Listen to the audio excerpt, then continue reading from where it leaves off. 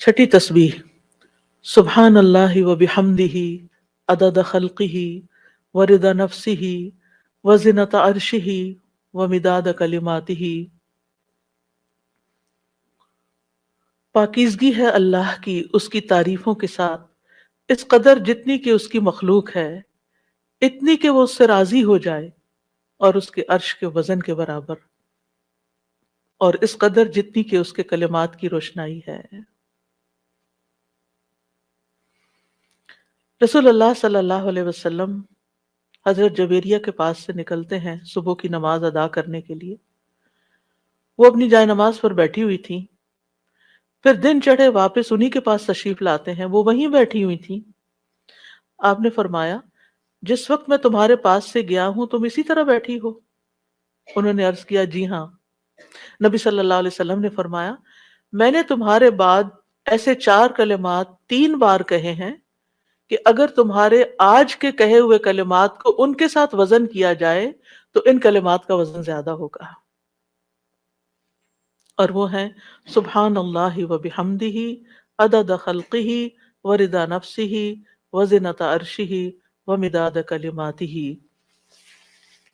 اللہ سبحانہ وتعالیٰ کی حمد و ثنا، سبحان اللہ و بحمدہ، تسبیح حمد کے ساتھ، کتنی دفعہ؟ عدد خلقہ، اس کی مخلوقات کی تعداد کے برابر، یعنی جتنی بھی اللہ کی مخلوقات ہیں، آپ جانتے ہیں کتنی؟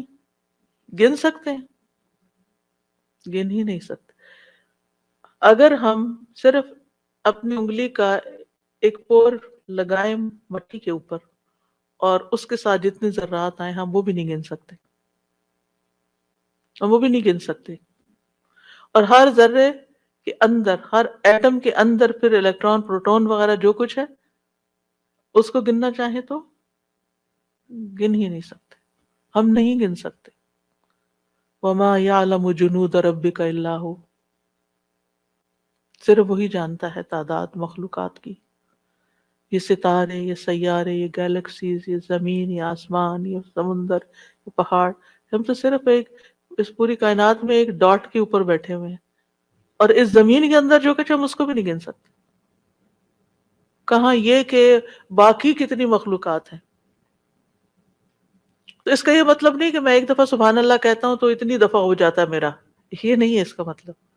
اس کا مطلب یہ ہے کہ اللہ سبحانہ وتعالیٰ کی اتنی زیادہ تعریف ہے، وہ اتنی تعریف کے لائق ہے، یعنی وہ اتنی تعریف ڈیزرو کرتا ہے جتنی مخلوقات کی تعداد ہے۔ اور آپ کو معلوم ہے وَإِن مِّن شَيْءٍ إِلَّا يُسَبِّحُ بِحَمْدِهِ، کوئی چیز ایسی نہیں جو اس کی تسبیح نہ کر رہی ہو۔ تو سبحان اللہ و بحمدہ عدد خلقہ، یعنی ان ساری مخلوقات کے ساتھ میں بھی شریک ہو رہا ہوں جو اللہ کی تسبیح میں لگی، ایک ایک ذرہ اللہ کی تسبیح کر رہا ہے۔ تو اس کے لیے تو نہ کوئی کاؤنٹ ہے، نہ نمبر ہے، گن ہی نہیں سکتے۔ ہمارے پاس کوئی تسبیح ایسی، ہم 100 دانوں کی تسبیح لے کے خوش ہو جاتے ہیں، ہم تسبیح کر رہے ہیں۔ ایک 100 دفعہ پڑھ لینا، کوئی 100 دفعہ پڑھ لیا، اپنے آپ کو ہی تسلی دے دیتے ہیں۔ تو آپ دیکھیے کتنی اس کو کیا پرواہ ہماری 100 دفعہ کی، اگر ہم خلوص کے ساتھ نہیں پڑھتے۔ اس کی تو پوری کائنات اور کائنات کی ہر چیز۔ آپ ذرا باہر نکلیں آج، اور جب ڈرائیو کر کے جا رہے ہوں تو دائیں بائیں درختوں کو دیکھیں، پتوں کو دیکھیں، چڑیوں کو دیکھیں۔ آج صبح اتفاق سے پھر سنو پڑنے لگی تو میں ونڈو سے جب دیکھنے لگی تو پہلا خیال مجھے یہ آیا، یا اللہ، اچھی خاصی پڑھ رہی تھی، اتنے یعنی اس کے فلیکس ہیں، یہ سارے تسبیح کرتے ہوئے گر رہے ہیں، گر رہے ہیں، سجدے میں پڑھ رہے ہیں، سجدے میں پڑھ رہے ہیں، حکم مانتے چلے جا رہے ہیں، مانتے، اور جب تک اللہ کا حکم ہوگا برسیں گے، اور پھر جب ختم ہو جائے گا بس ختم ہو جائیں گے، اور تھوڑی دیر کے بعد ان کا وجود بھی ختم ہو گیا۔ ان کی یعنی انہوں نے اپنے حصے کی تسبیح کر لی، جتنی دیر میں پیدا ہوئے تھے، جتنی دیر میں ختم ہوئے، اپنی تسبیح کرتے کرتے گئے، آغاز سے انتہا تک۔ بارش کے قطرے، ہوائیں، اڑتے پتے،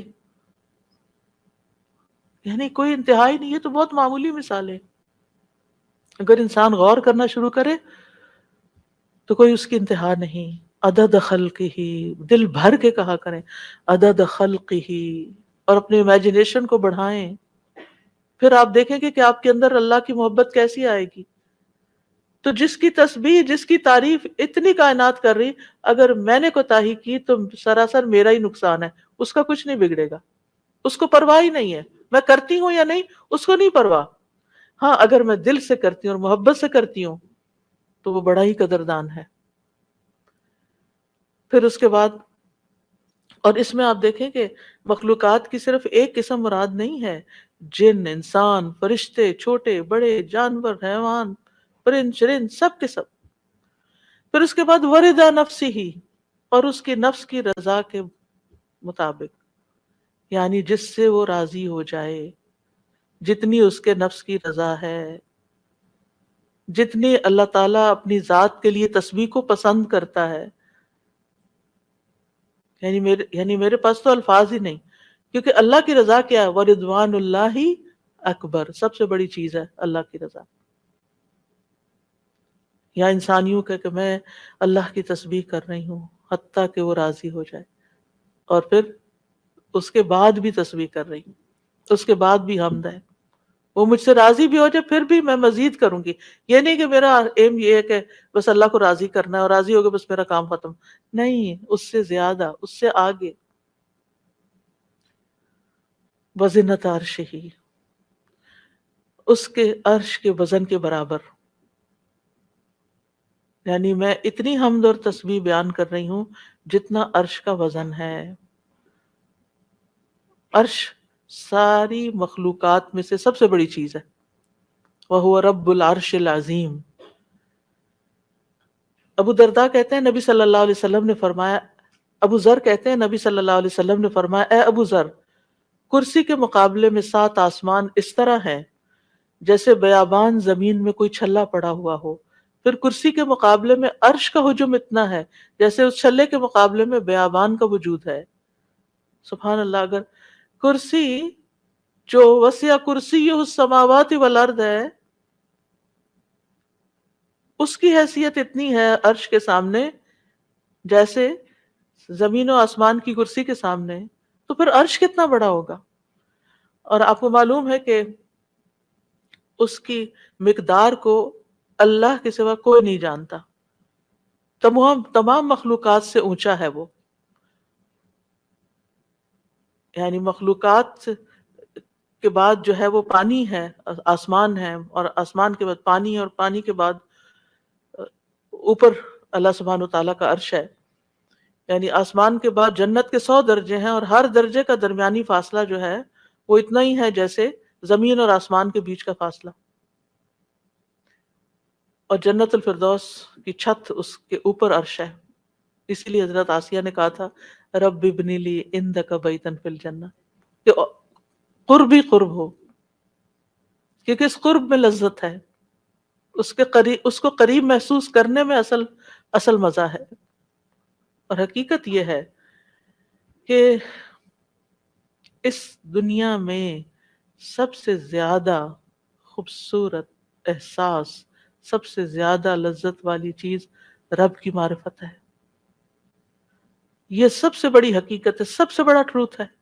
جو اپنے رب کو پا لیتا ہے اور اپنے رب کے قرب کو محسوس کر لیتا ہے، پھر اس کے سامنے دنیا کی ہر نعمت چھوٹی ہو جاتی ہے، ہر مسئلہ چھوٹا ہو جاتا ہے، کیونکہ اس نے پا لیا ہے جس کو پانا چاہیے تھا، جس کے لیے وہ بھیجا گیا تھا دنیا میں، اس نے اس کو پا لیا ہے.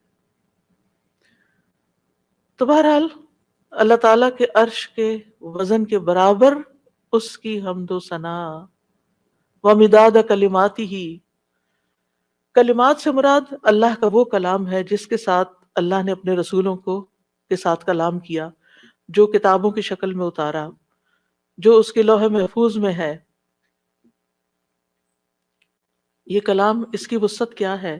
قرآن مجید میں آتا ہے قُلْ لَوْ كَانَ الْبَحْرُ مِدَادًا لِكَلِمَاتِ رَبِّهِ لَنَفِدَ الْبَحْرُ قَبْلَ أَن تَنْفَدَ كَلِمَاتُ رَبِّي وَلَوْ جِئْنَا بِمِثْلِهِ مَدَدًا.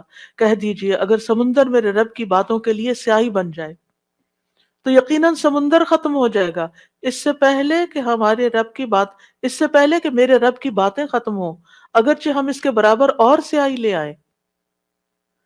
دوسری جگہ پر آتا ہے سبعۃ ابحر، 7 سمندر بھی مزید آ جائیں تو خشک ہو جائیں گے لکھ لکھ کر، لیکن رب کے کلمات ختم نہیں ہوں گے، اس کے برابر اللہ کی تعریف۔ اور یہاں پر ایک طرح سے بطور مبالغہ سب چیزوں کی مثال دی گئی ہے، ورنہ اللہ کی تعریف تو اس سے بھی زیادہ، اس کا تو کوئی شمار ہی نہیں کر سکتا۔ پھر ہم اپنی ساری زندگی میں کتنی تسبیح کر رہے ہیں، کیا کر لیا ہم نے؟ کچھ بہت بڑا مارکا مال ہے۔ پھر کس بات کا غرور، کس بات کا تکبر کہ ہم کیا چیز ہیں، ہم کتنے نیک ہیں، یہ تو خیال آنا بھی نہیں چاہیے۔ حاملین عرش، جو فرشتے عرش اٹھائے ہوئے ہیں، وہ اللہ تعالیٰ کی تسبیح بیان کرتے ہیں اور کہتے ہیں ما عبدنا کا حق کا عبادتک، ہم نے آپ کی عبادت کا حق ہی ادا نہیں کیا۔ وہ اللہ کی عظمت کو جانتے ہیں نا، اس لیے کہتے ہیں کہ ہم نے عبادت کا حق ادا نہیں کیا۔ ہم اللہ تعالیٰ کی عظمت کو نہیں جانتے، ہم اللہ کی معرفت نہیں رکھتے، لہٰذا ہم بڑی تسلی میں ہیں کہ ہم نے تو عبادت کر لی، ہم تو ساری نیکیاں کر لیں، یہ بھی کر لیے، یہ بھی کر لیے، یہ بھی کھانے پورے کر لیے۔